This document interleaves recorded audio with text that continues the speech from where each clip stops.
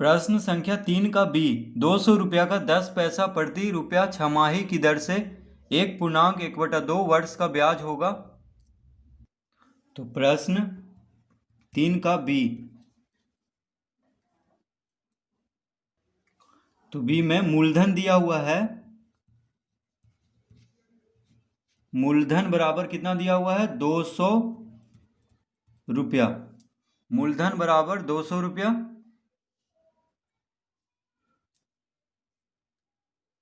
समय दर कितना दिया हुआ, पहले हम दर लिखेंगे। दर बराबर है 10 पैसा प्रति रुपया, यानी 10%। देखिए 10 पैसा प्रति रुपया, तो 1 रुपया में 100 पैसा होता है, तो 10/100 गुना 100 यानी 10% आएगा। तो दर बराबर है 10%। छमाही है, क्या है? छमाही।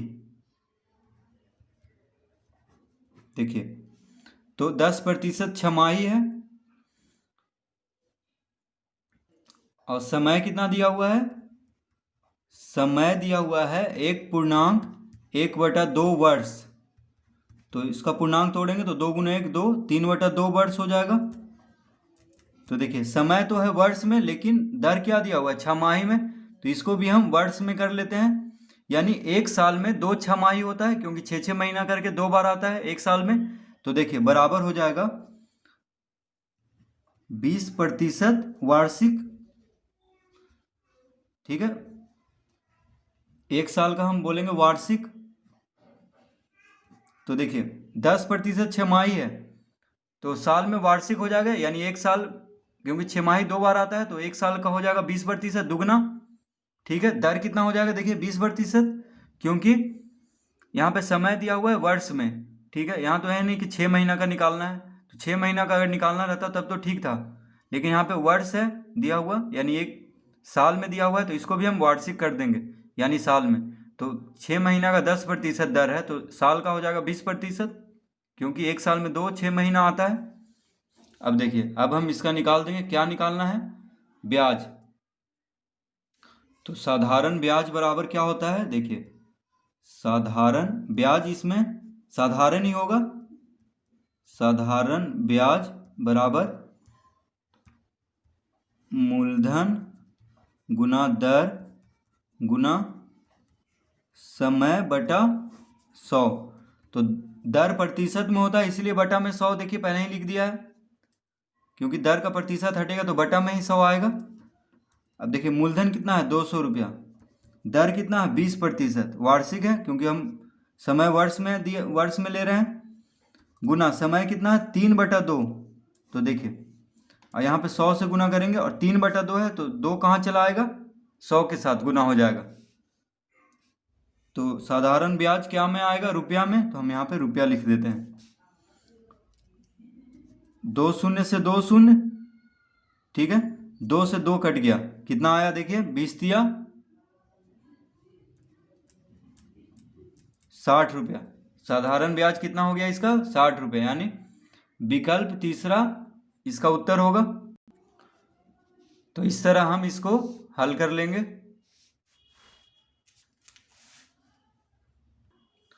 प्रश्न तीसरा का सी। 100 रुपया का ब्याज 10% की दर से 3 वर्ष में वही होगा जो 200 रुपया का 5 वर्ष में 1% की दर से। तो x का मान होगा। तो x का मान देखिए हमसे पूछ रहा है। प्रश्न 3 का सी। 100 रुपया का ब्याज 10% की दर से। तो देखिए इसका फॉर्मूला होता है साधारण ब्याज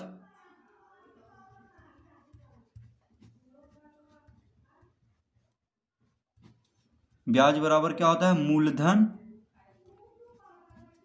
गुना दर गुना समय बटा 100। देखिए ये फॉर्मूला होता है। तो यहाँ पे मूलधन कितना दिया हुआ है? 100 रुपया, गुना ब्याज कितना है? 10%, 3 वर्ष, समय 3 वर्ष दिया हुआ है, बटा देखिए 100 बराबर हो जाएगा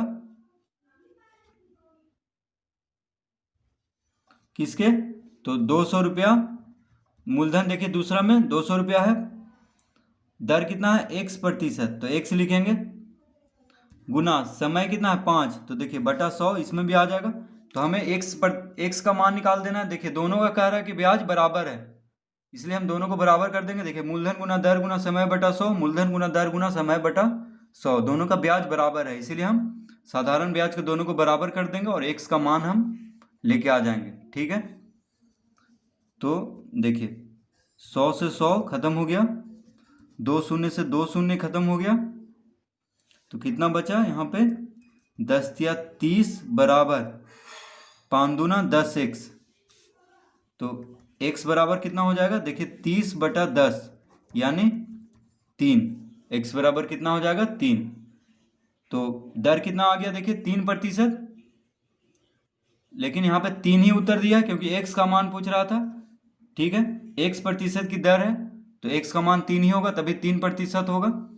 तो इसका देखिए विकल्प दूसरा होगा आंसर, प्रश्न सी का विकल्प दूसरा। देखिए ये विकल्प दूसरा।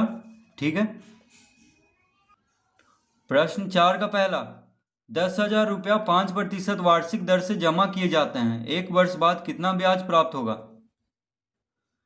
तो प्रश्न 4 का पहला, ठीक है, 10,000 रुपया, तो देखिए मूलधन कितना दिया हुआ है, मूलधन बराबर है 10,000 रुपया। ठीक है, 5% वार्षिक दर से, तो दर देखिए कितना दिया हुआ है, दर बराबर है 5% वार्षिक है। ठीक है, 1 वर्ष बाद समय कितना है, देखिए 1 वर्ष। ठीक है, तो देखिए हम यहाँ पे वार्षिक नहीं लिखेंगे बार बार, क्योंकि जब नहीं कुछ लिखा रहा है तो समझना चाहिए कि वार्षिक में है। ठीक है, तो क्या पूछ रहा है हमसे, ब्याज। तो देखिए साधारण ब्याज का फॉर्मूला क्या होता है, तो ब्याज जब पूछ रहा है तो साधारण ब्याज ही होगा, मूलधन गुना दर गुना समय बटा 100, ये होता है देखिए फॉर्मूला।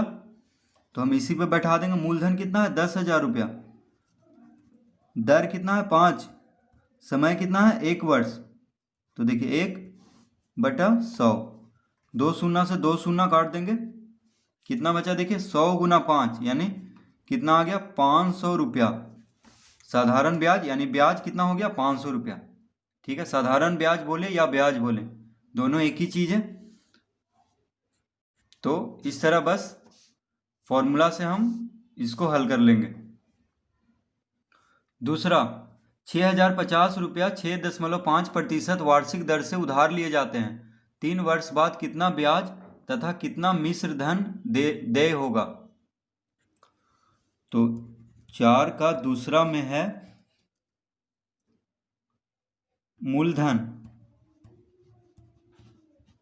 मूलधन बराबर कितना दिया हुआ है 6,050 रुपया। ठीक है, दर बराबर है 6.5% वार्षिक है। ठीक है, समय 3 वर्ष। तो पहले हम ब्याज निकाल लेते हैं। तो देखिए साधारण ब्याज का फॉर्मूला होता है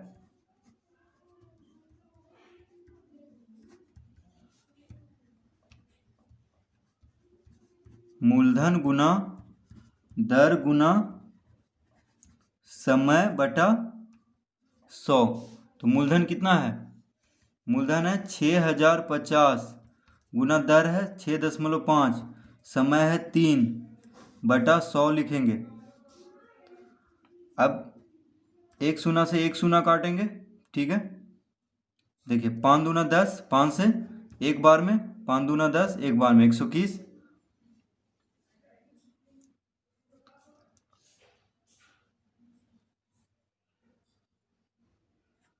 तो देखिए इसको जब पूरी नहीं कटे तो नहीं काटना चाहिए, जब बटा में 100 या 10,000 या 1,00,000 हो या 10 हो तो नहीं काटना चाहिए, क्योंकि पूरी नहीं कटे तो देखिए फिर से भाग देना पड़ेगा 2 से। ऐसे है कि 100 से अगर भाग देंगे तो बस दशमलव को 2 अंक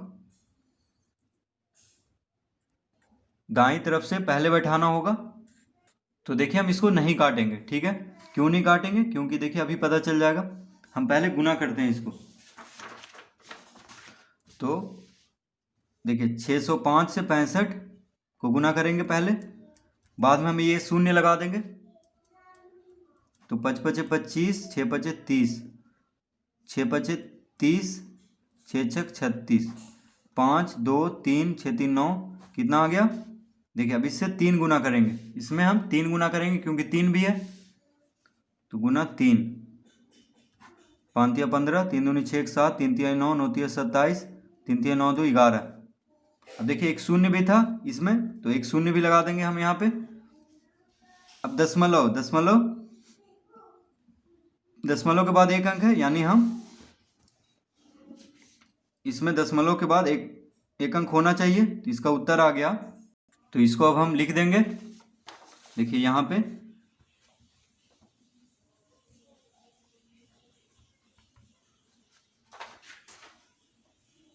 बटा 100।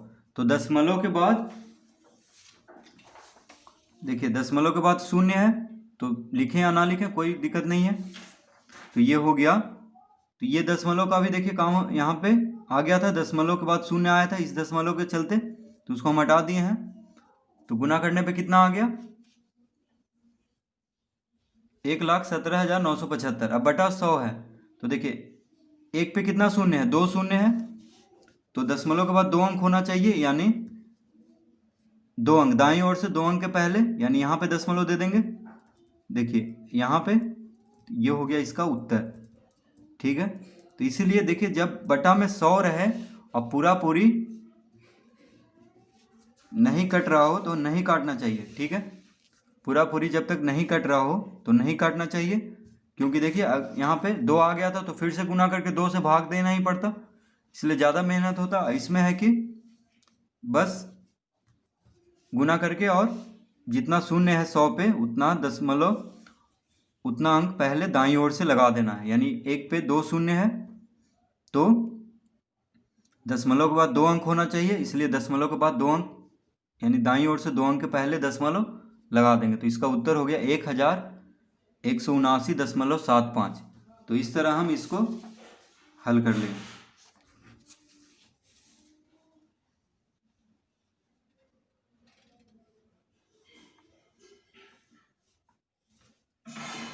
तो ये तो हो गया ब्याज। तो देखिए अतः हम लिखेंगे, अतः ब्याज बराबर कितना आ गया? ठीक है, ब्याज तो निकल गया। अब हमसे क्या पूछ रहा है? देखिए एक और चीज पूछ रहा है, मिश्र धन। तो देखिए मिश्र धन बराबर क्या होता है? मिश्र धन,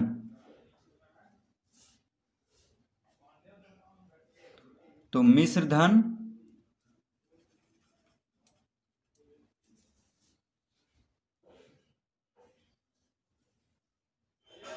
धन बराबर होता है